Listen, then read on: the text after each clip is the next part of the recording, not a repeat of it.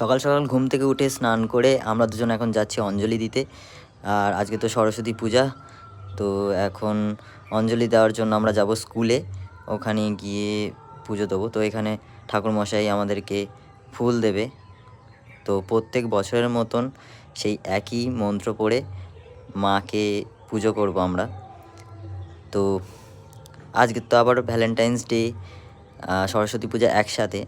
তো আজকে আমরা বিশাল মজা করবো। আর আমি তো সিঙ্গেল, যাই হোক। আর এই দেখো এ পোজ দিচ্ছে, একে দেখে আমি ভাবলাম আমি একটুখানি পোজ দিয়ে নিই, একটু ফটো তুলে নিই। আজকের দিনে ফটো না তুললে হয়। তারপরে প্রসাদ খেয়ে আমরা চলে গেলাম একটু ঘুরতে।